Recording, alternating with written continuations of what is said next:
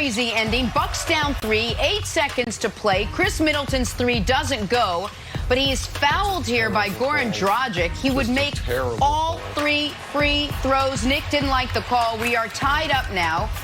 4.3 seconds left. Jimmy Butler with a chance to win. And Nick doesn't like this call either. Doesn't go, but wait, Giannis fouls Jimmy on the shot, or so they say. Butler to the free throw line with a chance to win. He can hit 2. He only needed 1. And Jimmy Butler would nail both as Miami takes a 2-0 lead over the top-seeded Bucks. Okay, Brandon, Bucks playing catch-up all game long, but still with a chance at the end. What did you make of the way this game ended? Well, I mean, most people are talking about the last few seconds of the game. I'm looking at the last 3 minutes of the game. When I was watching this reminded me of some YMCA basketball, 15 and under league, where it was so sloppy. We're seeing a Miami Heat team that really has been really good throughout this playoff run, and we're seeing them play sloppy.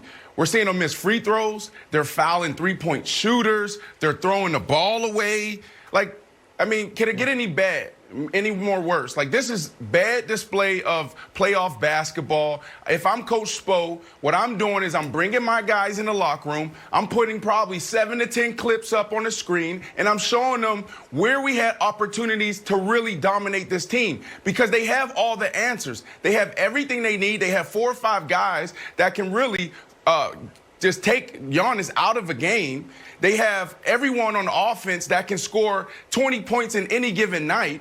So if I'm Coach Spo, I'm using this as an opportunity to make my team better. The defense wasn't great last night. There was too many breakdowns. Giannis had too many easy putbacks at the rim. So, Wows, if I'm you, I'm backing me up here, because the Miami Heat have an opportunity to sweep this team. And I know that's a bold prediction.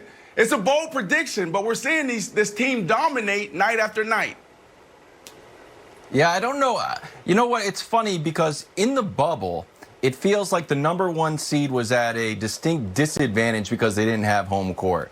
And like last night, I don't think Jimmy gets that call if they're in Milwaukee. I just don't think the refs make that call. And a little Sloan sports analysis will back me up on that. But now that they're down 2-0 and they're not going back to Miami, although they are in Florida, I think this actually bodes well for them. But I wanted to kick a question to you, Nick.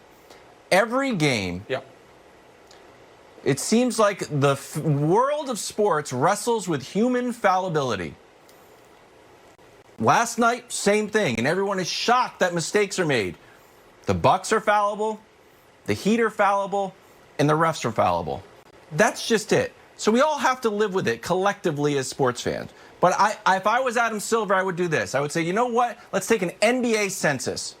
The first option is absolute perfect refereeing, which we can't have because of human fallibility. And now, fill out in your little census form, you get 2 options. You want too many calls or not enough? Pick one, and that's what we'll do, and stop complaining. The answer is not enough. No, but everybody knows the answer. The answer is not enough. And I don't want to spend too much time on the officiating. I thought Mark Davis, who called those 2 phantom fouls, was going to be, hold the pole position for worst official of the bubble in a game thus far, taking it from the guy, I forget his name now, who threw out Chris Stapps. But then Scott Foster came running in from off camera and said, wait and watch this. And so, listen, last night was not good for officiating in the NBA. But the reason it's not a bigger story is the right team won. Miami led that game for 45 and a half minutes. To Brandon's point, the only reason it was even close at the end was because they made a mess of the final couple minutes. So neither of those calls should have happened. They evened out, whatever. That is not the issue here. Here's the issue here. It is not Giannis's legacy that's at stake. It is not, could Bud be fired after winning Coach of the Year? That's at stake. Here's what's at stake. The future financial health of the greater Milwaukee area. If Giannis leaves, the entire city takes a massive hit. The franchise goes back to total irrelevance. And I have been hesitant to talk about Giannis's future. But if they lose to the Heat And not only do they not make the finals, but they actually go backwards from the conference finals last year to the second round this year. Giannis is not signing an extension this offseason. The chances go to 0%, which is why I implore you, Coach Bud, because your star player isn't going to demand it because he's 25 years old and he's too damn polite. Can you play Giannis real minutes? This is the God-blessed playoffs. Guess what stars do?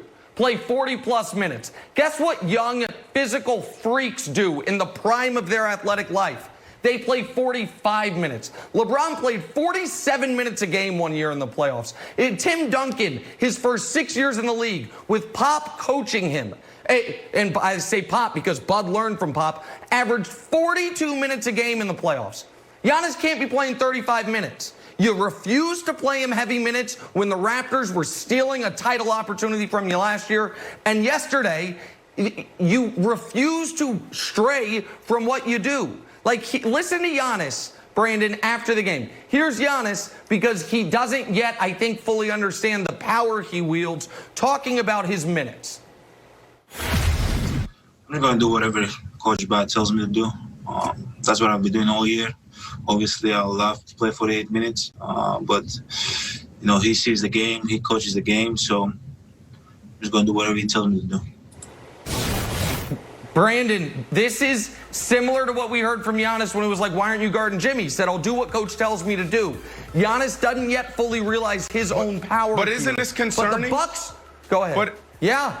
But isn't it concerning, right? Because we're trying to put him in this position of the face of the NBA, and we're saying this could possibly be a two-time MVP of this league. But this isn't what we see out of superstars in this position. You're seeing Kobe, you're seeing LeBron. We've seen guys tell their coach what they want to do. We've seen these guys check themselves back into a game. So I think it's concerning that Giannis isn't taking more of initiative to impose his will. That's fair, but on this one, he shouldn't have to. This is common sense. Listen, Wilds, I know you had all those fancy numbers about how dominant the Bucks were in the regular season. Guess what? The Bucks with Giannis not on the court in the playoffs are not going to be a good team. If you're running things through Chris Middleton or Eric Bledsoe, you are not a great team. You need Giannis out there. And my concern in the regular season was, when they're like, Giannis only playing 30 minutes a night, look at what he's doing, was that Bud was going to continue to stick to this. He's got to be rested or he can't be great on both ends. He might be the best pure athlete in the world today. He's 25 years old. Let the guy play, Wilds. This could derail the entire future of this franchise if you don't let Giannis play 42 to 46 minutes and try to get back in this series. Yeah, so now that I think the panic meter went up, and look, if Jimmy doesn't get fouled and it goes into overtime, all right, maybe Bud was right the whole time in trying to manage him for the long haul. Earlier, Nick, you talked about how LeBron had the long view. What do you need to win a championship? Maybe Bud was like that. I'm still going to restrict...